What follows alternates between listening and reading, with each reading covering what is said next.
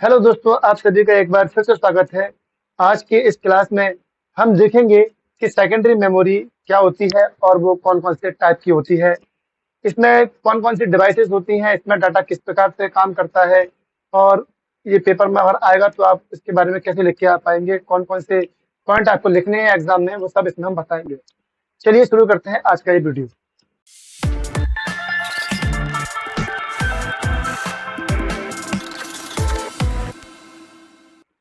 Secondary memory क्या है, इसके विभिन्न उदाहरण को समझाइए। सेकेंडरी मेमोरी के बारे में जानने से पहले मैं आपसे रिकमेंडेड करूंगा कि आप पहले जाकर कंप्यूटर की प्राइमरी मेमोरी के बारे में जान लीजिए। प्राइमरी मेमोरी के बारे में मैंने पहली वाली क्लास में बताया है, जिसको आप हमारे प्ले लिस्ट में जाकर देख सकते हैं। और अगर हो सका तो मैं इसका प्ले लिस्ट भी सॉरी इसका जो लिंक है, इसका लिंक मैं आपको वीडियो के डिस्क्रिप्शन में दे दूंगा, तो वहां से आप देख सकते हैं या फिर आई बटन से इसको आप देख सकते हैं। चलिए देखते हैं सेकेंडरी मेमोरी क्या होता है। सेकेंडरी मेमोरी एक्चुअली में कंप्यूटर के अंदर ऐसी कोई भी मेमोरी जिसको आप कंप्यूटर में अलग से लगा सकते हैं, उसे हम सेकेंडरी मेमोरी या एक्सटर्नल मेमोरी या बाह्य मेमोरी कहते हैं। ये कंप्यूटर की मेन मेमोरी की हेल्प करती है, इसलिए इसको हम सहायक मेमोरी या एक्सिलरी मेमोरी भी कहते हैं। तो पहला लाइन यही दिया है कि इसे एक्सिलरी मेमोरी कहा जाता है। इसे कंप्यूटर में अपनी इच्छा अनुसार अलग से लगा सकते हैं, इसको बड़ा कर सकते हैं और मतलब इसकी कैपेसिटी को अलग से बढ़ा सकते हैं और जब चाहे इसे हटा सकते हैं। इस मेमोरी को मुख्य रूप से दो भागों में बांटा गया है, मैग्नेटिक मीडिया और ऑप्टिकल मीडिया। इसका ग्राफ मैंने पिछली वीडियो में बताया था और अगर हो सका तो मैं आपको अभी इसी वीडियो में इसका ग्राफ दिखाता हूँ। इस चित्र में मैं आपको दिखाने की कोशिश कर रहा हूँ कि देखिए, मैग्नेटिक मीडिया, ऑप्टिकल मीडिया और फ्लैश स्टोरेज के नाम से हमने सेकेंडरी मेमोरी के हिस्सों को बांटा है। सेकेंडरी मेमोरी जो होती है वो मैग्नेटिक मीडिया में बटी हुई है, ऑप्टिकल मीडिया में और फ्लैश स्टोरेज में बटी हुई है। यहाँ पर स्टोरेज मीडिया में आप देखेंगे मैग्नेटिक के अंदर hard disk, SDD, floppy disk और मैग्नेटिक टैप को बताया गया है। इन तीनों को हम अभी जानेंगे। ऑप्टिकल मीडिया में सीडी और डीवीडी को रखा गया है और फ्लैश स्टोरेज के अंदर पेन ड्राइव और मेमोरी कार्ड को रखा गया है। इसके अलावा भी और कुछ मेमोरी होती हैं जिनके बारे में मैं आपको बताऊंगा। इन दोनों के अलावा भी और भी कुछ मेमोरी होती हैं कंप्यूटर के अंदर, जो मैं बताऊंगा अभी आपको, आगे पढ़ेंगे तब। तो पहले हम बात करते हैं मैग्नेटिक मीडिया के बारे में।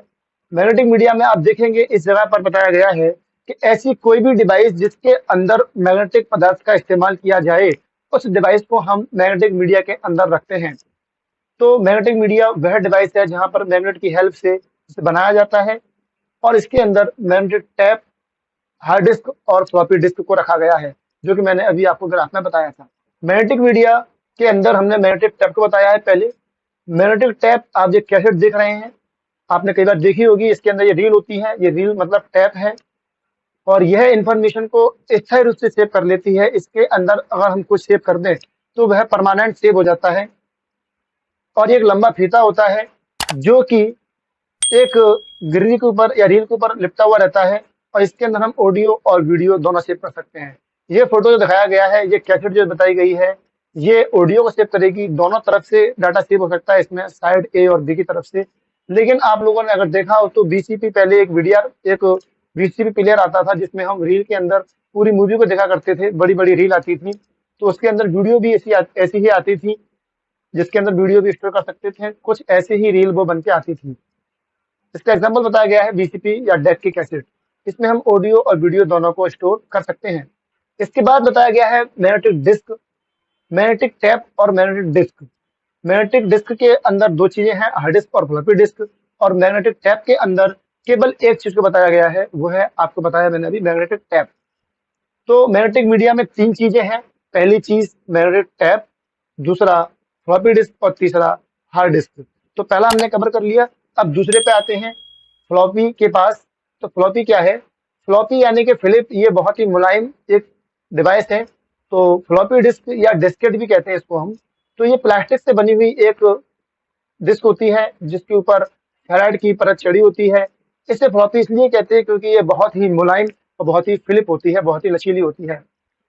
ये एक ऐसे कवर में बंद होती है, ये बहुत मुलायम होती है और ये एक कवर के अंदर, ये आप देख पा रहे हैं, ये गोल आकृति की ऐसी कुछ होती है, गोल, और ये कवर के अंदर ऐसे बंद रहती है। जैसे कि ये कवर है, इसके अंदर एक गोल आकृति की एक चक्री है, इसके अंदर, ये भी आप देख पा रहे हैं फोटो के अंदर। तो ये जो फ्लॉपी होती है वो बहुत मुलायम, बहुत लचीली होती है।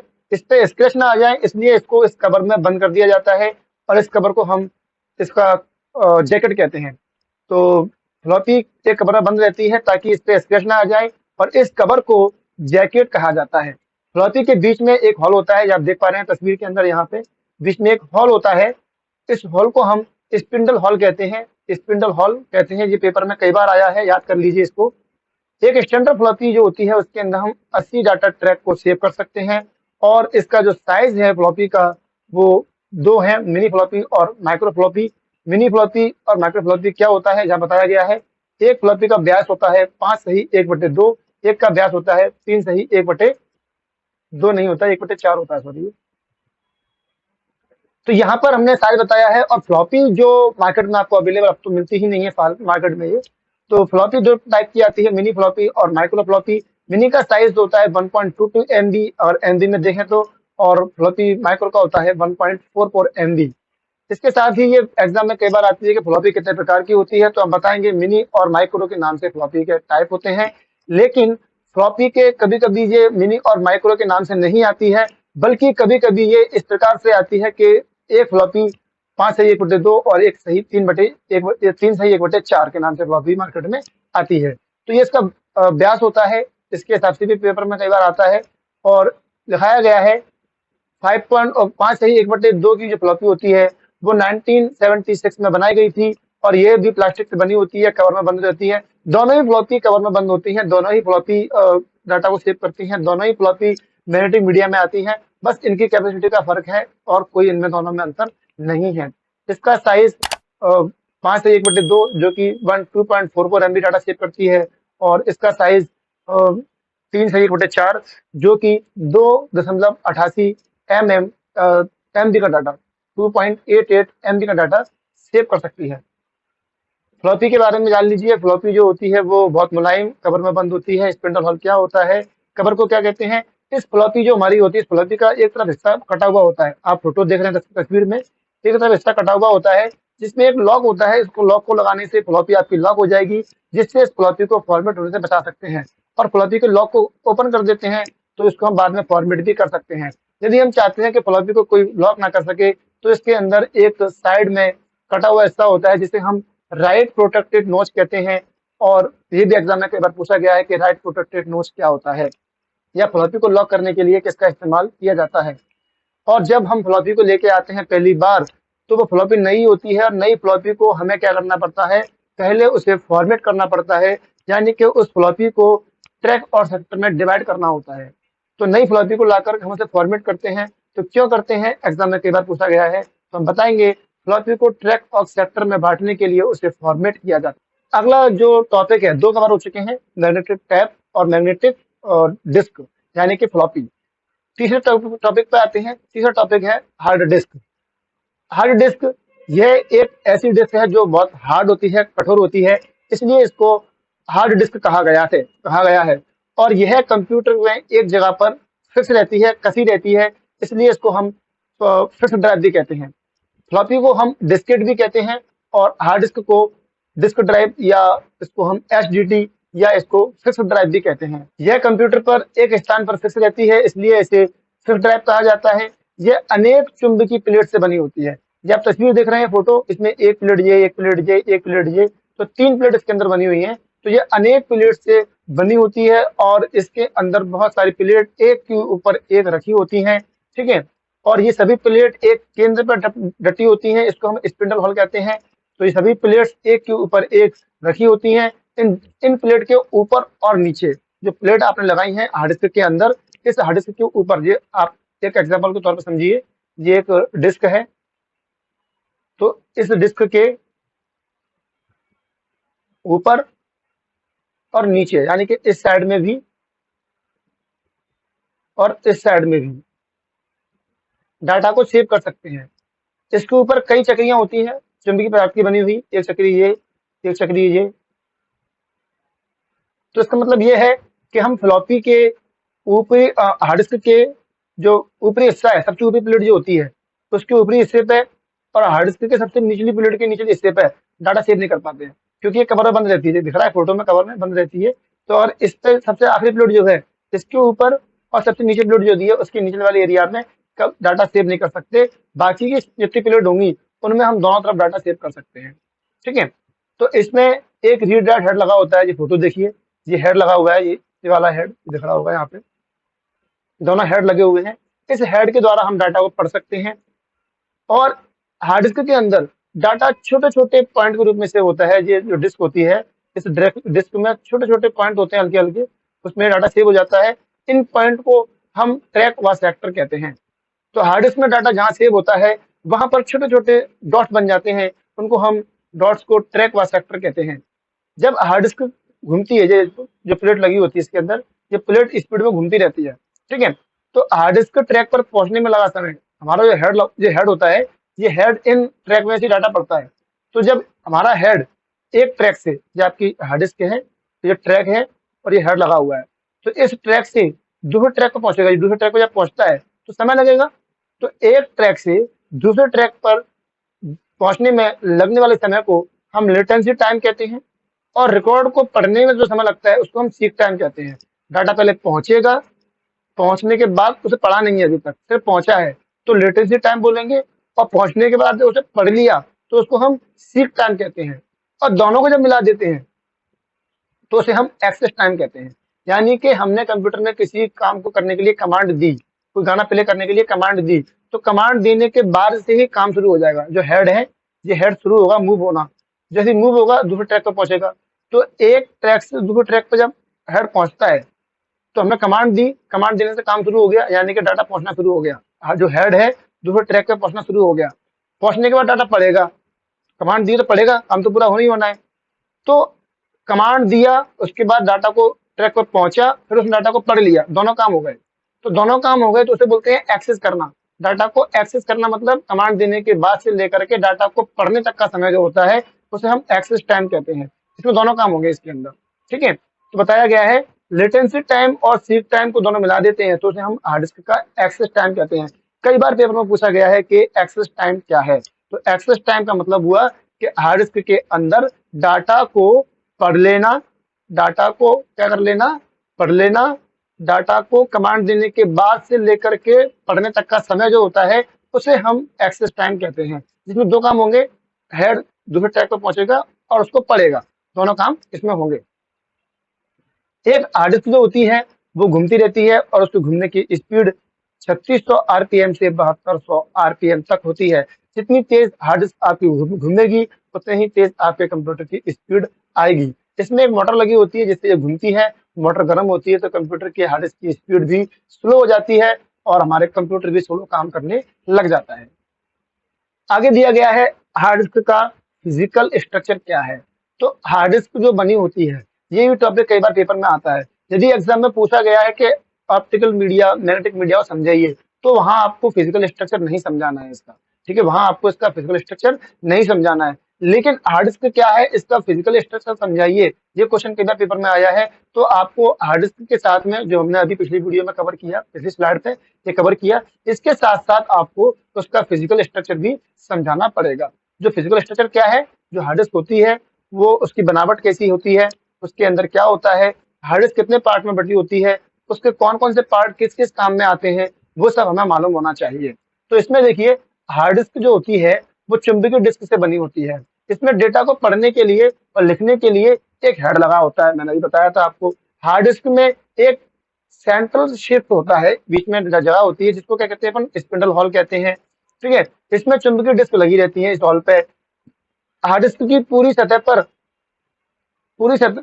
पर निचले सॉरी, हार्ड डिस्क की ऊपरी सतह पर और निचली सतह पर डाटा को स्टोर नहीं कर सकते। मैंने अभी बताया था, हार्ड डिस्क के अंदर प्लेट लगी हुई है ना। हार्ड डिस्क में एक प्लेट ये है, एक प्लेट ये है, एक प्लेट ये है, एक प्लेट ये है। तो इसकी निचली सतह पे और ऊपरी सतह पे डाटा सेव नहीं होगा। बाकी की हर हर प्लेट में आप दोनों तरफ डाटा सेव कर पाएंगे, यहाँ भी कर सकते हैं और नीचे भी कर सकते हैं, यहाँ भी कर सकते हैं नीचे भी कर सकते हैं, लेकिन आप सबसे ऊपर और सबसे नीचे डाटा को सेव नहीं कर पाएंगे, ठीक है। बल्कि सभी सतह पर डाटा को स्टोर किया जा सकता है। हार्ड डिस्क के प्लेट में ट्रैक और सेक्टर होते हैं, जो बता चुका हूं मैं अभी क्या होते हैं। ट्रैक सेक्टर होते हैं, सेक्टर में डेटा स्टोर होता है, ट्रैक में डेटा स्टोर होता है। एक सेक्टर के अंदर 512 बाइट डाटा स्टोर किया जाता है। जो हार्ड डिस्क के अंदर एक ट्रैक जो होता है, एक सेक्टर जो होता है, उस सेक्टर के अंदर 512 एमबी का डाटा स्टोर, सॉरी 512 बाइट का डाटा स्टोर होता है। ये ध्यान रखना, कई बार पूछा गया है कि हार्ड डिस्क में एक सेक्टर में कितना डाटा स्टोर होता है। तो एक सेक्टर के अंदर 512 बाइट का डाटा स्टोर होता है। जरा सोचिए, 512 बाइट का डाटा स्टोर हो रहा है एक सेक्टर में, तो एक जो हम हार्ड डिस्क इस्तेमाल करते हैं 10 GB, 20 GB, 100 GB, 500 GB, 1000 GB, तो उसमें कितना ज्यादा टेक्स्ट, कितना ज्यादा बाइट डाटा स्टोर होता होगा, कितने बाइट इसमें होते होंगे, आप कल्पना भी कर सकते हैं ना। तो डेटा को व्यवस्थित करने के लिए, डेटा को क्या करने के लिए, व्यवस्थित करने के लिए डॉस मेमोरी के आधार पर, मैंने यहाँ पे जो आपको बताया है, जो कंप्यूटर में हार्ड डिस्क के जो पार्ट बता रहा हूँ मैं, ये बता रहा हूँ डॉस के आधार पर। हो सकता है विंडोज में आप पढ़ेंगे, उसमें आपको अलग पार्टीशन मिलेंगे, अलग एरिया मिलेंगे, आपको लाइनेक्स में अलग मिलेंगे, है ना, मैकिन्टोश वगैरह में आपको अलग मिलेंगे, मैक में अलग मिलेगा, लेकिन मैं यहाँ पे आपको डॉस के मुताबिक बता रहा हूँ, ठीक है। तो हार्ड डिस्क में डाटा को व्यवस्थित करने के लिए डॉस मेमोरी डिस्क के आधार पर दो भागों में बांटा गया है। पहला सिस्टम एरिया है और दूसरा एरिया आपका होता है डाटा एरिया। हार्ड डिस्क के दो हिस्से होते हैं, एक एरिया आपका होता है डाटा एरिया, एक होता है आपका सिस्टम एरिया। सिस्टम एरिया और डाटा एरिया मैं बता रहा हूँ, ये बता रहा हूँ डॉस के हिसाब से, ना कि विंडो के हिसाब से। आप इसको विंडो में मत फिक्स कर देना, ठीक है, आप इसको विंडो में फिक्स मत कर देना, ये विंडो के हिसाब से मैं नहीं बता रहा हूँ, ध्यान रखना, ठीक है। तो यहाँ पे देखिए, जो आपका एरिया होता है वो दो एरिया बांटा गया है, सिस्टम एरिया और दूसरा डाटा एरिया। सिस्टम एरिया क्या होता है? सिस्टम एरिया आप नाम से समझ गए होंगे, जो सिस्टम के लिए होगा, जो कंप्यूटर के लिए होगा, यानी कि डॉस के लिए होगा। तो कुल हार्ड डिस्क का 2% हिस्सा, मान लीजिए आपकी हार्ड डिस्क 100 GB की है, तो इसमें से 2 GB डाटा जो होगा, कितना डाटा, 2 GB जो एरिया होगा, वो हिस्सा सिस्टम एरिया के लिए कवर हो जाएगा। आपने मेमोरी कार्ड, पेन ड्राइव वगैरह खरीदे होंगे, तो क्या आप पेन ड्राइव लेने जाते हैं मार्केट में 32 GB का पेन ड्राइव, तो क्या आपको पूरा 32 GB मिलता है? नहीं, कुछ डाटा उसमें घिरा, मतलब आपको यूज करने के लिए नहीं मिलता है, क्योंकि वो अपने लिए कहीं ना कहीं फाइलों को सेव कर रहा होता है। इसी प्रकार से हार्ड डिस्क के अंदर भी 2% एरिया जो होता है डॉस मेमोरी के हिसाब से, विंडो के हिसाब से बात नहीं कर रहा हूँ मैं, विंडो के हिसाब से बात नहीं कर रहा हूँ, डॉस के हिसाब से बात कर रहा हूँ। डॉस के हिसाब से 2% एरिया होता है वो कवर रहता है सिस्टम एरिया के लिए, सिस्टम के लिए, यानी कि हार्ड डिस्क 2% एरिया अपने लिए कवर कर लेती है यदि डॉस में काम कर रहे हैं तो, ठीक है। इस सिस्टम एरिया के अंदर 3 भाग होते हैं। अब सोचिए, डॉस 2 भागों में बटी हुई है, सिस्टम एरिया के अंदर और डाटा एरिया के अंदर। उसके बाद सिस्टम एरिया फिर से आपका 3 भागों में बटा हुआ है, सिस्टम एरिया में फिर से भाग आपके हो गए। आपका जो आपका जो हार्ड डिस्क है, जो आपकी हार्ड डिस्क होती है, मैं लिख के दिखाता हूँ, हार्ड डिस्क HDD, इसके दो हिस्से हैं, सिस्टम सिस्टम और दूसरा है आपका डाटा एरिया। तो सिस्टम एरिया के फिर से 3 हिस्से हो गए, 1, 2 और 3। पहला एरिया दिया हुआ है बूट रिकॉर्ड, दूसरा दिया है फैट और तीसरा दिया है रूट डायरेक्टरी। तो सिस्टम एरिया जो होता है उसके 3 भाग होते हैं, पहला है बूट रिकॉर्ड, दूसरा फैट और तीसरा रूट डायरेक्टरी। तो आपने कई बार सुना होगा कंप्यूटर की बूटिंग सिस्टम के बारे में, बूटिंग फाइल के बारे में, बूट सेक्टर वायरस के बारे में, तो कई बार सुना होगा कंप्यूटर बूट हो रहा है हमारा, तो ये क्या होता है? ये कुछ उससे ही मिलता जुलता है। बूट रिकॉर्ड क्या होता है? बूट रिकॉर्ड का मतलब है, बूट रिकॉर्ड को पार्टीशन सेक्टर भी कहा जाता है। आपके हार्ड डिस्क के अंदर जो पार्टीशन बनते हैं, C drive, D drive, E drive, आपने विंडो में देखे होंगे, उनको हम क्या कहते हैं? पार्टीशन कहते हैं। आप जब माई कंप्यूटर को ओपन करते हैं ना, तो माई कंप्यूटर के अंदर आपको जब दिखते हैं, कोई ड्राइव के नाम दिखते हैं, उन ड्राइव को हम क्या कहते हैं? पार्टीशन कहते हैं। दिखाता हूं मैं आपको, ये माई कंप्यूटर मैंने ओपन कर लिया है। माई कंप्यूटर के अंदर ये कुछ ड्राइव्स आपको दिख रही हैं, ये पार्टीशन कहलाते हैं। ये दोनों क्या हैं? पार्टीशन कहलाते हैं, ठीक है। तो बूट रिकॉर्ड जो होता है वो पार्टीशन सेक्टर भी कहा जाता है इसको। ये सेक्टर का आकार, इस एरिया का आकार जो है, इस सेक्टर का आकार जो होता है, इसमें एक सेक्टर को हम 512 बाइट के द्वारा नापते हैं। 512 बाइट वही है जो मैंने अभी बताया था कि एक सेक्टर में 512 डाटा स्टोर होता है। तो इसमें भी कुछ सेक्टर कवर किए जाएंगे, 2% में से कुछ सेक्टर कवर कर लेगा, तो उस वाले एरिया के अंदर 512 बाइट एक सेक्टर के अंदर 512 बाइट का एक सेक्टर होता है, ठीक है, जिसके पहले सेक्टर का उपयोग किया जाता है। आपके मान लीजिए जो 2% जो एरिया लिया गया था, उसमें से मान लो 0.5% एरिया बूट रिकॉर्ड ने ले लिया है। तो बूट रिकॉर्ड के अंदर बहुत सारे बाइट होंगे, तो उसमें एक ट्रैक जो हो गया, दूसरा ट्रैक ये हो गया, तीसरा ट्रैक ये हो गया, चौथा ट्रैक ये हो गया, अलग अलग ट्रैक बन गए। इस ट्रैक में 512 डाटा सेव हो जाएगा, और कोई डाटा बड़ा है इसमें नहीं आ पा रहा है, तो बच्चा को डाटा कहाँ पहुंच जाता है, दूसरे ट्रैक में पहुंच जाता है, ठीक है। 500 एरिया इसका 512 एरिया कवर हो जाएगा, फिर भी डाटा बचता है तो वो अगले अगले ट्रैक में पहुंच जाता है, इसका 512 कवर हो जाता है, फिर भी डाटा बचता है तो वो अगले ट्रैक में पहुंच जाता है। तो इस प्रकार से हम 512 करके बहुत सारे डाटा इसमें हम सेव कर सकते हैं, ठीक है। तो बताया गया है कि इसमें पहले सेक्टर का आकार 512 होता है, जिसके पहले सेक्टर का उपयोग किया जाता है इस बूट सेक्टर इस बूट सेक्टर्स में निम्नलिखित जानकारी को स्टोर किया जाता है, जैसे कि उसके पहले पार्टीशन की जानकारी, प्राइमरी पार्टीशन की जानकारी, प्राइमरी पार्टीशन टेबल की जानकारी, यानी कि पार्टीशन टेबल कहाँ है, डाटा किस जगह पे स्टोर है, कंप्यूटर स्टार्ट करने के लिए कुछ स्पेशल कमांड होती है, कुछ फाइलें होती हैं, उनकी जानकारी इसी एरिया में सेव होता है। यानी कि बूटिंग सिस्टम की जानकारी इसी एरिया में होगा, इसलिए इसको हम बूट सेक्टर वाला एरिया कहते हैं। तो हार्ड डिस्क के अंदर दो हिस्से हो गए, कौन कौन से, सिस्टम एरिया और डाटा एरिया। सिस्टम के अंदर 3 एरिया है, बूट सेक्टर, फैट और रूट डायरेक्टरी, ठीक है। बूट सेक्टर जो होता है वो जो एरिया है उसमें कई सारे सेक्टर होंगे, और एक सेक्टर जो होता है वो 512 बाइट का होता है। जब एक सेक्टर भर जाता है तो डाटा दूसरे सेक्टर में पहुंच जाता है। इस प्रकार से हम हर सेक्टर को कवर कर लेते हैं, और इस सेक्टर के अंदर कंप्यूटर की बूटिंग सिस्टम की फाइलें, प्राइमरी टेबल की फाइलें, पार्टीशन की फाइलें, इन सबकी जानकारी इसमें स्टोर रहती है। फैट क्या होता है, ये फैट आपने सुना होगा, लेकिन ये मोटे वाला फैट नहीं है, वो वाला फैट नहीं, जो मोटा फैट होता है वो वाला फैट नहीं है। इसका पूरा नाम होता है फाइल एलोकेशन टेबल। क्या नाम है इसका, फाइल एलोकेशन टेबल। तो आप समझ गए होंगे नाम से कि फाइलों को लोकेट करने का टेबल, यानी कि फाइल जो हमारे कंप्यूटर में सिस्टम फाइलें होती हैं, कंप्यूटर के अंदर कुछ सिस्टम फाइल होती हैं जिनसे हमारा कंप्यूटर वर्क करता है, तो उन फाइलों को इस टेबल में स्टोर किया जाता है, ठीक है। तो इसको हम फाइल एलोकेशन टेबल कहते हैं, और इसको हम शॉर्ट में फैट भी कहते हैं।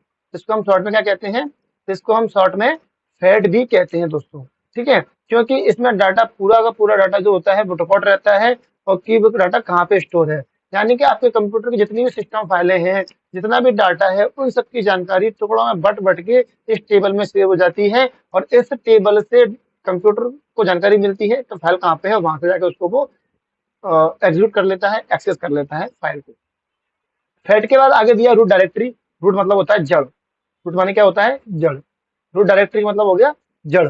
तो रूट डायरेक्टरी मतलब जड़, जहां से डाटा, जहां से पेड़ निकल रहा है, जहां से पूरा पेड़ बन रहा है वो जड़ होता है। तो कंप्यूटर के अंदर आप जो भी फाइल बनाते हैं, जो भी फोल्डर बनाते हैं, वो फाइल और फोल्डर जिस जगह सेव होगा, तो उसकी सबसे पहली लोकेशन जो होगी, सबसे पहली लोकेशन वो रूट डायरेक्टरी कहलाती है। जैसे कि आपके मोबाइल के अंदर फाइल मैनेजर होता है, फाइल मैनेजर के अंदर आप ओपन करके देखेंगे तो आपको उसके अंदर बहुत सारे सिस्टम फोल्डर और कुछ आपके फोल्डर मिल जाएंगे। तो सारे फोल्डर जिस जगह पे सेव हैं, फाइल मैनेजर में सेव हैं। फाइल मैनेजर के अंदर तो कोई फोल्डर नहीं है ना, ऐसा तो नहीं है ना कि आपने कोई फोल्डर बना के फोल्डर को सेव किया हो। फाइल मैनेजर के अंदर सारे फोल्डर बन गए, तो फाइल मैनेजर अपने आप में क्या है, रूट डायरेक्टरी हो गया, ठीक है। जहाँ उसके उससे पहले कोई डायरेक्टरी है ही नहीं, उससे पहले कोई फोल्डर है ही नहीं। आपके कंप्यूटर के सारे फोल्डर, सारी फाइल जिस जगह सेव होती हैं, तो उसकी सबसे मेन लोकेशन जो होगी, जहां से फोल्डर बनना शुरू हो रहे हैं, जहां से डाटा के लोकेशन होना शुरू हो रहा है, उस जगह को हम रूट डायरेक्टरी कहते हैं। तो कंप्यूटर के फाइल सिस्टम के डायरेक्टरी श्रृंखला की पहली डायरेक्टरी रूट डायरेक्टरी कहलाती है। इसे मूल डायरेक्टरी के नाम से जानते हैं, यानी कि मूल मतलब मेन डायरेक्टरी के नाम से जानते हैं। और सभी अन्य फाइल सिस्टम की डायरेक्टरी जितनी भी होंगी, कंप्यूटर की सारी अन्य डायरेक्टरी और सब डायरेक्टरियां, वो सब यहीं से शुरू होती हैं, इसी के अंदर उसका हिसाब किताब रहता है रूट डायरेक्टरी के अंदर। तो 3 चीजें आपके हो गई सिस्टम एरिया के। अब अपन लौट के आते हैं डाटा एरिया के ऊपर। हार्ड डिस्क के 2 एरिया थे ना, system area, data area. System area में 3 कवर कर लिया अपन ने, रूट डायरेक्टरी, बूट सेक्टर और फैट। इसके बाद अपन आते हैं डाटा एरिया पे। डाटा एरिया मतलब सेकंड वाला पार्ट। हार्ड डिस्क के 2 हिस्से होते हैं, एक हिस्सा कवर कर लिया अपन ने, अब 2 हिस्से होते हैं। तो हार्ड डिस्क के 2 हिस्से थे, एक हिस्सा 2% होता है जिसे बोलते हैं सिस्टम परसेंट, जिसे बोलते हैं सिस्टम एरिया। बाकी का 98% जो बचता है उस एरिया को बोलते हैं डाटा एरिया। यहाँ पे यूजर अपना डाटा सेव करता है। ठीक है, तो 2% हिस्सा सिस्टम एरिया कहलाता है, बाकी का 98% हिस्सा जो होता है वो डाटा एरिया कहलाता है। और हमारे द्वारा बनाई गई पूरी फाइलें, समस्त फाइलें जितनी भी हैं, वो सब इसी एरिया में छोटे छोटे क्लस्टर में, छोटे छोटे ट्रैक सेक्टर के अंदर सेव होती हैं। ठीक है, तो आपकी हार्ड डिस्क की संरचना पूरी हो गई कि आपकी हार्ड डिस्क क्या है, चुंबक से बनी होती है, प्लेट्स होती हैं, डाटा कहाँ पे सेव कर पाते हैं, कहाँ डाटा सेव नहीं कर पाते हैं, ऊपरी एरिया में डाटा कवर नहीं होता, नीचे एरिया में डाटा सेव नहीं होता है, बाकी के प्लेट्स में दोनों तरफ डाटा सेव कर सकते हैं। और हार्ड डिस्क के जो एरिया है उसको दो भागों में बांटा गया है डॉस के मुताबिक, सिस्टम एरिया और डाटा एरिया।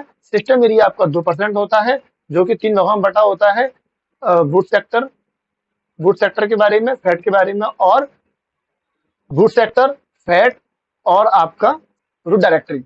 और इसका दूसरा हिस्सा जो था 98% जो हिस्सा बचा था, वो हिस्सा आपका डाटा एरिया होता है, जिसमें हम हमारे द्वारा बनाई गई फाइलों को सेव करते हैं। ठीक है दोस्तों, इसके बाद बताया गया है ऑप्टिकल मीडिया के बारे में।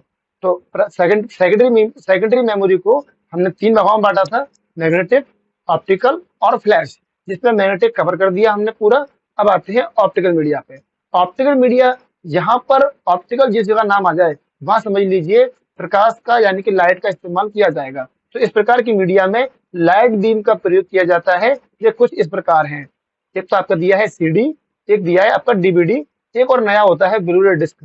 तीनों यहाँ पे बताए हैं हमने। सीडी का मतलब होता है कॉम्पैक्ट डिस्क, आप लोगों ने बहुत अच्छे से देखी होगी सीडी कैसी होती है। ठीक है, इसका विकास सोनी जैसी कंपनियों ने स्टार्टिंग में किया था। और एक सीडी के अंदर 700 MB डाटा, कितना डाटा, 700 MB डाटा स्टोर कर सकते हैं। एक सीडी के अंदर 700 MB डाटा स्टोर कर सकते हैं। और दिखने में डीवीडी ऐसी होती है, दोनों एक जैसे लगते हैं। और ये किससे बनी होती है, ये पॉलीकार्बोनेट पदार्थ से बनी होती है। जो आपकी सीडी होती है उसका नाम कॉम्पैक्ट डिस्क होता है, और ये पॉलीकार्बोनेट पदार्थ से बनी होती है। जो लगती प्लास्टिक जैसी जो होती है, तो प्लास्टिक जो है वो पॉलीकार्बोनेट होता है, जिसके ऊपर एल्यूमिनियम की परत लगी होती है। ठीक है, चमकती रहती है। और इसमें 700 MB डाटा स्टोर कर सकते हैं। इसे डीबी वीसीडी भी कहते हैं, यानी कि वीडियो कॉम्पैक्ट डिस्क भी कहते हैं। आजकल ये चलन में नहीं है। और ये सीडी जो आती हैं वो सीडियां आपने देखी होंगी अच्छे से। और कुछ सीडी जो आती है, 2 प्रकार की सीडी होती है, सीडी रोम और सीडी RW। सीडी रोम जो होता है वो क्या है, सीडी रोम जो आप घरों में आप सीडी प्लेयर में आप सीडी प्ले करते हैं वो सीडी रोम है, जिसके अंदर हम डाटा एक बार सेव कर दें तो वो सेव हो जाता है, बाद में उसे हम कोई चेंजेस नहीं कर सकते। अगर आपने वो डाटा गलत सेव कर दिया तो वो सीडी खराब रहेगी, उसमें कोई चेंजेस बाद में नहीं हो पाएगा। तो वो होता है सीडी रोम। दूसरी तरफ सीडी RW आता है, जो इसलिए इस्तेमाल होता है जिसमें डाटा को लिख करके फिर मिटा सकते हैं और फिर से बाद में दोबारा डाटा लिख सकते हैं। उसे सीडी RW यानी कि रीराइटेबल कहा जाता है। ठीक है, तो इसके बारे में बताया गया है, सीडी रीराइटेबल उसे कहा जाता है, जिसमें डाटा को इरेज करके फिर से सेव कर सकते हैं, फिर से इरेज कर सकते हैं, फिर से सेव कर सकते हैं। तो दोनों में ये थोड़ा सा अंतर है। इसके अलावा ये अंतर है कि हम जो सिंपल सीडी जो आती है सीडी रोम, उसको घर के सीडी प्लेयर में प्ले कर सकते हैं, लेकिन डीवीडी रोम जो सीडी RW आती है उसको नॉर्मल सीडी प्लेयर में प्ले नहीं कर सकते हैं। इसके बाद दिया गया है डीवीडी। लोग इसको डिजिटल वीडियो डिस्क बोलते हैं, जो गलत है। इसका सही नाम है डिजिटल वर्सेटाइल डिस्क। सही नाम क्या है, डिजिटल वर्सेटाइल डिस्क होता है। और ये एक हाई क्वालिटी की डिस्क है, जिसमें हम 4.7 GB, 4 GB से लेकर के 4.7 GB तक का डाटा स्टोर कर सकते हैं।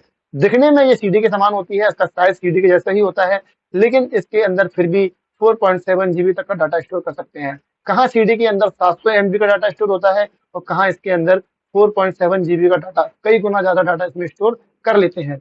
इसके अंदर भी डाटा अगर एक बार सेव कर दिया जाए तो इसे बाद में मिटा नहीं सकते। और डीवीडी के अंदर भी ऐसे ही डीवीडी RW आती है, जिसको हम बाद में डाटा लिख सकते हैं और फिर से मिटा सकते हैं, उसे हम डीवीडी RW कहते हैं। सीडी और डीवीडी 2 टाइप की आती हैं, मैं बताया है यहाँ पे। एक छोटा व्यास होता है, एक बड़ा व्यास होता है। आपने कई बार देखा होगा, छोटी छोटी सीडी आती है, कुछ बड़ी सीडी आती है, कुछ छोटी आती है कैमरे मेमोरी के साथ में। तो वो छोटी व्यास की सीडी होती हैं, जिनका व्यास होता है 3.15 इंच। और कुछ बड़ी आती है जो नॉर्मल आपने घर में सीडी प्लेयर में देखी होंगी, तो उनका व्यास होता है 4.72 इंच। ठीक है, पेपर में कई बार आता है कि सीडी कितने टाइप की होती है, 2 टाइप की। इसे भी अपन मिनी सीडी और माइक्रो सीडी कह सकते हैं, जिसमें एक का साइज होता है 4.72 इंच का और एक का साइज होता है 3.15 इंच का। इसके बाद आते हैं ब्लू रे डिस्क पे। ब्लू-रे डिस्क देखने में सीडी, डीवीडी के समान ही होती है, लेकिन इसको रीड करने के लिए हाई क्वालिटी की लेजर किरणों का इस्तेमाल किया जाता है और ये कुछ नीले रंग की होती हैं, इसलिए इसको हम ब्लू रे यानी नीली किरणें ब्लू-रे डिस्क कहते हैं। और ब्लू-रे डिस्क जो होती है वो तकरीबन 50 जीबी तक का डाटा स्टोर कर सकती है। जी हाँ, कितना डाटा? 50 जीबी तक का डाटा स्टोर कर सकती है और इसका तरंग दैर्ध्य कितना होता है? 450 एनएम नैनोमीटर। ये एक बार पेपर में आया था कि एनएम का पूरा नाम क्या होता है, तो एनएम का पूरा नाम नैनोमीटर होता है, जो हार्ड डिस्क में, डीवीडी में, सीडी के अंदर 450 एनएम नैनोमीटर का जो रेंज है परागणिक किरणों का, उसे इस्तेमाल किया जाता है। दिखने में कुछ इस प्रकार की सीडी डीवीडी होती है। ये आपका सीडी का फोटो है, ये डीवीडी का, और ये आपका ब्लू-रे डिस्क का। तो ब्लू-रे डिस्क थोड़ी सी ब्लू दिखती है दिखने में, और ये इसमें हाई क्वालिटी की अल्ट्रावायलेट रे इस्तेमाल की जाती हैं, जो हमारे लिए हानिकारक होती हैं, इसलिए इनको बंद कर दिया गया। तो बाद में इसके बाद सीडी के बाद फ्लॉपी और पेन ड्राइव का जमाना आ गया। सॉरी, पेन ड्राइव का और मेमोरी कार्ड का जमाना आ गया। पेन ड्राइव और मेमोरी कार्ड। अन्य मेमोरी डिवाइस या कह सकते हैं फ्लैश मेमोरी डिवाइस, तो फ्लैश के अंदर मेमोरी कार्ड और पेन ड्राइव को ले सकते हैं अपन। अगर पेपर में बताना चाहते हैं फ्लैश मेमोरी कार्ड के बारे में या फ्लैश ड्राइव के बारे में, तो फ्लैश के अंदर आपको केवल मेमोरी कार्ड और पेन ड्राइव बताना है, पर इनके अलावा और भी कुछ डिवाइसेस होते हैं मेमोरी के लिए जो बताए गए हैं यहाँ पर। पहला बताया गया है जिप के बारे में, जिप ड्राइव। जिप ड्राइव आपने कई बार एग्जाम में कई किताबों में पढ़ा होगा। जिप ड्राइव जो होता है वो क्या होता है? जिप ड्राइव एक प्रकार की फ्लॉपी होती है, दिखने में सेम फ्लॉपी जैसा होता है, लेकिन फ्लॉपी से थोड़ा मोटा होता है और फ्लॉपी से कुछ ज्यादा डाटा सेव कर लेता है। तो ये फ्लॉपी के समान होता है, जो कि थोड़ी बड़ी और मोटी होती है। इसमें 100 एमबी से लेकर के 700 एमबी तक का, 750 एमबी तक का डाटा इसमें स्टोर कर सकते हैं। फिलहाल ये बंद हो चुकी है, इनका कोई यूज नहीं है। पेन ड्राइव, ये फ्लैश ड्राइव भी बोला जाता है, पेन ड्राइव भी बोला जाता है। ये एक प्रकार का ईपी रोम नहीं कह सकते, लेकिन ईपी रोम की तरह होता है, इलेक्ट्रॉनिक बोर्ड होता है, जिसे कंप्यूटर से कनेक्ट कर सकते हैं और इसे डाटा स्टोर किया जाता है। आपने पेन ड्राइव में कई बार डाटा सेव किया होगा, हमारे वीडियो फोटो सेव किए होंगे, अपने भी किए होंगे, ठीक है। और बाद में इसको हम इसमें सेव कर लेते हैं, और बाद में इसको हम इलेक्ट्रॉनिक के माध्यम से पढ़ सकते हैं और इसे मिटा सकते हैं और दोबारा से डाटा इसमें फिर से लिख सकते हैं। इसलिए इसको हमने ईपी रोम की तरह माना है, ठीक है, इलेक्ट्रॉनिक इरेजेबल पी रोम की तरह माना है हमने इसको। इसे हम अपनी जेब में रख सकते हैं, बहुत छोटी होती है, और इसे 1 जीबी से लेकर के 64 जीबी, अब तो इससे भी ज्यादा 128 जीबी की मैंने देखी है। इससे बड़ी पेन ड्राइव भी आती है, जो दिखने में सब एक सी लगती है, लेकिन उनकी कैपेसिटी बहुत ज्यादा होती है। पेन ड्राइव का फायदा यह है कि बहुत ज्यादा पोर्टेबल होती है, छोटी होती है, इसे ले जाकर किसी भी कंप्यूटर में लगा सकते हैं। इसके बाद मेमोरी कार्ड दिया हुआ है, जिसको हम secure digital SD memory card कहते हैं। सिक्योर डिजिटल मेमोरी कार्ड, जो छोटे छोटे मेमोरी कार्ड आपने अपने मोबाइल फोन में इस्तेमाल किए होंगे, तो मोबाइल फोन में इस्तेमाल किए जाने वाले छोटे छोटे मेमोरी कार्ड जो होते हैं, उसको हम एसडी मेमोरी कार्ड या सिक्योर डिजिटल मेमोरी कार्ड कहते हैं। इसका आविष्कार सैनडिस्क तोशिबा जैसी कंपनियों ने किया था। ये भी आपको मार्केट में 500 जीबी तक के मैंने देखे हुए हैं। अब तो बन टीवी का भी आपको ऑनलाइन देखने मिल जाएगा, तो बन टीवी तक के पेन ड्राइव मार्केट में अवेलेबल हैं। आगे दिया हुआ है एमएमसी। एमएमसी का मतलब होता है मल्टीमीडिया मेमोरी कार्ड। ये एक्चुअली में वो मेमोरी कार्ड है जो आपने किसी जमाने में कुछ टाइम पहले नोकिया के मोबाइल में या कैमरे के अंदर देखा होगा। बड़ा होता है ये कार्ड और थोड़ा सा बड़ा होता है, लेकिन आजकल चलन में नहीं है, क्योंकि अब इन सब की जो इनकी कोई चलन में नहीं है, क्योंकि इन सब की जो जगह है वो सिक्योर डिजिटल मेमोरी कार्ड ने ले ली है। एसडी मेमोरी कार्ड सब जगह पे इस्तेमाल किया जाता है। ये वाले मेमोरी कार्ड अब बंद हो चुके हैं। एसएसडी क्या है? एसएसडी भी पेपर में कई बार आती है, नई चीज है। ये एक प्रकार की डिस्क ही है, ये हम फ्लैश में नहीं मानेंगे इसको, लेकिन ये पेन ड्राइव की तरह ही काम करती है। और ये क्या है? इसका पूरा नाम सॉलिड स्टेट सॉलिड डिस्क होता है।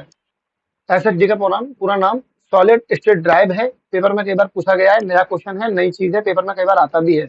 ये क्या होता है? ये हमारे कंप्यूटर में अवेलेबल हार्ड डिस्क की तरह ही काम करती है और हार्ड डिस्क की जगह पे इसे अपन इस्तेमाल कर सकते हैं।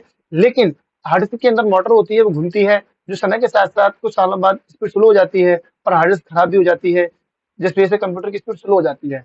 वहीं पर एसएसडी जो होती है वो एक चिप होती है एक प्रकार की, जिसमें कोई मोटर घूमने का कोई सिस्टम नहीं है, तो जो सालों तक चलती रहेगी और सालों तक चलने के बाद भी इसकी स्पीड में कोई फर्क नहीं आएगा, ठीक है। तो हार्ड डिस्क की जगह पे इसमें इस्तेमाल किया जाता है, लेकिन हार्ड डिस्क की अपेक्षा काफी फास्ट काम करती है, तेज काम करती है, और ये हार्ड डिस्क से कई गुना ज्यादा महंगी भी है मार्केट में। यदि आप अपने कंप्यूटर के अंदर एसएसडी लगाए हुए हैं, आपको पता है इसमें एसएसडी लगी है, तो आपको मालूम होगा कि कितनी तेज काम करती है। तो एसएसडी हार्ड डिस्क की तुलना में बहुत तेज, बहुत फास्ट काम करती है। इसके बाद डाटा एक्सेस रिट्रीवल मेथड के बारे में बताता हूँ। डाटा एक्सेस रिट्रीवल मेथड जो होता है दोस्तों, वो किसी भी हार्ड डिस्क से या किसी भी मेमोरी डिवाइस से डाटा को एक्सेस करने का तरीका होता है। इसको हम डाटा एक्सेस मेथड भी कहते हैं और साथ ही इसको हम रिट्रीवल मेथड भी कहते हैं। तो ये 3 प्रकार का होता है। एक तो दिया हुआ है डायरेक्ट एक्सेस मेथड, एक होता है सिक्वेंशियल और एक होता है इंडेक्स एक्सेस मेथड। तो डायरेक्ट एक्सेस मेथड क्या होता है? डायरेक्ट एक्सेस मेथड जैसा कि नाम से स्पष्ट है, इसमें हम डाटा को डायरेक्टली एक्सेस कर सकते हैं। फॉर एग्जांपल, आपके सामने यदि टैप रिकॉर्डर रखा होगा तो टैप रिकॉर्डर से आप डाटा को डायरेक्ट एक्सेस नहीं कर सकते। आपके पास रेडियो है तो रेडियो से आप किसी भी चीज को, गाने को डायरेक्ट एक्सेस नहीं कर सकते। जिस क्रम में डाटा आ रहा है या जिस क्रम में डाटा सेव है, उसी क्रम में डाटा को आप पढ़ पाएंगे। ठीक है, तो डाटा क्या होता है, वो उसमें डायरेक्ट एक्सेस नहीं कर सकते हैं, वो सीरियल है।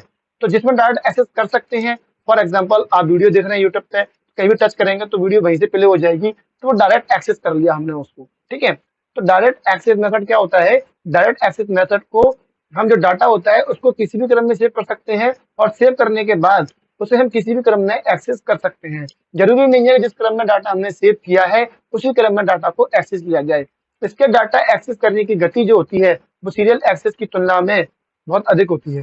सीरियल एक्सेस क्रम बाय क्रम करते हैं, बताऊंगा अभी आपको मैं। सीधे एक्सेस वाले में यानी कि डायरेक्ट एक्सेस के अंदर हम क्या करते हैं, डाटा को डायरेक्ट एक्सेस कर सकते हैं। इसकी आवश्यकता वहां होती है जहां पर आपको आंकड़ों को किसी भी क्रम में प्राप्त करना हो, किसी भी प्रकार से आपको प्राप्त करना हो। जैसे कि आपके सामने मैंने पावर पॉइंट पे स्लाइड चलाई है, इस स्लाइड को जिस क्रम में मैंने बनाया है उसी क्रम में मैं इसको एक्सेस कर सकता हूँ। डायरेक्टली किसी और स्लाइड पर मैं इसको फिलहाल नहीं जा सकता, क्योंकि ये एक सीरियल एक्सेस मेथड हो गया। अगर मैं इसको डायरेक्टली एक्सेस कर सकता था, जो आप वीडियो देख रहे हैं, इस वीडियो को कहीं भी टच करेंगे तो वो हमारी वीडियो उतनी ही आगे पहुंच जाएगी, वहीं से उसे आप एक्सेस करने लग जाएंगे। तो इसे हम क्या कहते हैं, डायरेक्ट एक्सेस मेथड बोलेंगे। तो यूट्यूब पर वीडियो देख रहे हैं, उसको एक्सेस करने का तरीका कौन सा है? Direct access method. क्रमिक एक्सेस या सिक्वेंशियल या सीरियल एक्सेस मेथड क्या होता है? सीरियल एक्सेस मेथड या सिक्वेंशियल एक्सेस मेथड वो मेथड होता है जिसमें हम डाटा को किसी डिवाइस के अंदर जिस क्रम में सेव करते हैं, डाटा को उसी क्रम में उसे एक्सेस कर सकते हैं। डायरेक्टली उसे हम एक्सेस नहीं कर सकते, तो उसे हम सीक्वेंस एक्सेस मेथड कहते हैं। ठीक है, इस क्रिया में डाटा स्टोर को उसी क्रम में एक्सेस किया जा सकता है जिस क्रम में हम उसे एक्सेस करते हैं, जिस क्रम में उसे हम सेव कर सकते हैं। इसका प्रयोग उन स्थानों पर ज्यादा होता है जहां पर अधिक मात्रा में डाटा स्टोर किया जाता है और उनको उसी क्रम में एक्सेस करना हो जिस क्रम में उन्हें सेव किया गया हो। पुराने समय में जितने भी डाटा ऑडियो वीडियो आते थे, टेप रिकॉर्डर आते थे, उन सबको हम जिस क्रम में डाटा सेव कर दिया उसी क्रम में गाने को सुना जाता था और हम उसे आगे डायरेक्टली एक्सेस गाने नहीं सुन पाते थे। आजकल आप सीडी प्लेयर में, पेन ड्राइव में गाने लगाए, यूट्यूब पे गाने लगाए, डायरेक्ट क्लिक करते हैं और डायरेक्ट उसको अपन सुन सकते हैं। लेकिन पहले ऐसा नहीं था। पहले अगर आपने टैप रिकॉर्डर लगा दिया तो टैप रिकॉर्डर में जिस क्रम में रिकॉर्डिंग की है उसी क्रम में आपको पूरी रिकॉर्डिंग सुनना पड़ती थी और धीरे धीरे चल के आगे हमको बढ़ना पड़ता था। तो उसको हम क्या कहते थे? डायरेक्ट एक्सेस मेथड कहते थे, जो पहले इस्तेमाल होता था। बड़ी बड़ी कंपनियों में डाटा को बैकअप करने के लिए आज भी इस तरह के डाटा का एक्सेस का इस्तेमाल किया जाता है। सीरियल एक्सेस और डायरेक्ट एक्सेस मेथड के बारे में बताया गया है। जो सीडी में आप गाना सुनते हैं वो आपका डायरेक्ट एक्सेस है। इसके अलावा ग्रामोफोन आपने देखा होगा, जो सीडी और फिल्मों में, भूत की मूवी में दिखाया जाता है ग्रामोफोन, वहां पर डाटा एक्सेस करते हैं अपन डायरेक्टली पिन के माध्यम से। जहां क्लिक करेंगे वहीं से गाना प्ले हो जाएगा, तो वो आपका डायरेक्ट एक्सेस मेथड होता है। और ये ऐसी कैसेट जो होती है, डेक वाली कैसेट ऐसी वाली, उसमें अपन डाटा जिस क्रम में सेव किया है उसी क्रम में सुन सकते हैं, उसको हम डायरेक्टली एक्सेस नहीं कर सकते, तो उसे हम सीरियल एक्सेस मेथड कहते हैं। इसमें आपका डाटा जिस क्रम में सेव है उसी क्रम में एक, फिर दो से तीसरा, तीसरे चौथा, पांचवा, छठवा, सातवां, आठवां, इसी क्रम में प्राप्त गाना सुनना पड़ेगा। अगर आप गाना नंबर 1 सुन रहे हैं इस लिस्ट के अंदर, इस सीडी के अंदर, इस कैसेट के अंदर, तो आपको गाना नंबर 5 सुनना है, तो आपको 1 को, 2 को, 3 को, 4 को, 5 को रिवाइंड करके सुनना पड़ेगा। आप इसे डायरेक्टली 5 नंबर के गाने को नहीं सुन सकते, ऐसा कोई इसमें एक्सेस मेथड नहीं होता। लेकिन डायरेक्ट एक्सेस मेथड में आप उसे डायरेक्टली सुन सकते हैं। इसके बाद आखिरी बचा हुआ है इंडेक्स एक्सेस मेथड। ये जो मेथड होता है वो डायरेक्ट और सीरियल दोनों का कॉम्बिनेशन मेथड होता है। इसके अंदर हम गानों को या किसी भी डाटा को सीरियल में भी एक्सेस कर सकते हैं और इसको हम डायरेक्टली भी एक्सेस कर सकते हैं। इसमें एक्चुअली में आपने देखा होगा सीडी वगैरह के अंदर या कई बार वीडियो पे भी बहुत सारे गाने पड़े होते हैं, 10-12 गाने, तो पूरी लिस्ट बनी होती है, प्ले लिस्ट। तो प्ले लिस्ट बनी है वो इंडेक्स नंबर है। जिस नंबर पर क्लिक करेंगे वो गाना प्ले हो जाएगा डायरेक्टली। तो सीरियल भी सुन पा रहे हैं, एक्सेस भी कर पा रहे हैं, डायरेक्टली भी एक्सेस कर पा रहे हैं। सीडी आप लेके आते हैं, 100 गानों की सीडी है, तो आप प्ले कर रहे हैं गाने को, तो आप गाना नंबर 1 दबाएंगे, गाना नंबर 1 प्ले हो जाएगा। 2 दबाएंगे, गाना नंबर 2 प्ले हो जाएगा। तो गाना नंबर 1, 2, 3 जो आ गया वो एक इंडेक्स हो गया, सीरियल नंबर हो गए। तो सीरियल भी इसमें मेथड इस्तेमाल किया जा रहा है। और नंबर दबाते उस गाने को डायरेक्टली एक्सेस कर लेते हैं। तो डायरेक्टली एक्सेस करना वो डायरेक्ट एक्सेस मेथड भी हो गया। तो इसमें सीरियल भी दिया गया है नंबर का, और इसमें एक्सेस कर पा रहे डायरेक्टली, तो इसको हम दोनों को कॉम्बिनेशन बोलते हैं, इसलिए इसको अपन इंडेक्स एक्सेस मेथड कहते हैं।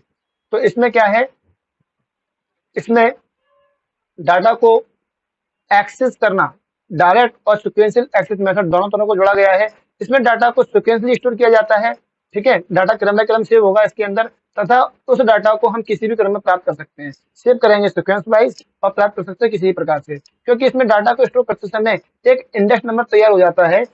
जैसे कि आप एक वीडियो प्ले कर दी आपने, तो आप सीडी प्लेयर में टाइम डाल देंगे, इतने बजे इतने पे गाना आगे निकालना है, 1 घंटे आगे, 2 घंटे आगे, तो उतने आगे आप एक्सेस हो जाएंगे, तो डायरेक्ट एक्सेस हो गया। लेकिन आप गाने हैं सीडी के अंदर, 1 गाना, 2 गाना, 3 गाना गाने हैं, तो गाना नंबर दबाएंगे तो गाना नंबर शुरू से आएगा, गाना नंबर बीच में से नहीं आएगा। तो इसमें शुरू से भी मतलब गाना नंबर 3 तो डायरेक्ट पहुंच गए अपन, गाना नंबर 3 में पहुंच चुके हैं डायरेक्टली, पर वो शुरू से आ रहा है, तो डायरेक्ट भी हो गया, पर शुरू से भी आ रहा है, लाइन बाय लाइन भी आ रहा है, तो वो दोनों का कॉम्बिनेशन हो गया। तो इस प्रकार के इंडेक्स में क्या होता है, जो डाटा सेव करते हैं उसमें एक इंडेक्स नंबर तैयार हो जाता है, जो डाटा का सही पता मौजूद जिसमें डाटा का सही पता मौजूद होता है। इसकी सहायता से हम डाटा को एक्सेस कर सकते हैं, देख सकते हैं। ये किताब में दिए इंडेक्स की तरह होता है, जैसे किताब में शुरू में एक इंडेक्स दिया होता है, और वहां पे हम डाटा को देखते हैं कि कौन से नंबर का टॉपिक किस नंबर के पेज पे है। ठीक उसी प्रकार से ये इंडेक्स होता है। इसमें डाटा का पता खोजने से ज्यादा हमारा समय बच जाता है, नष्ट नहीं होता है।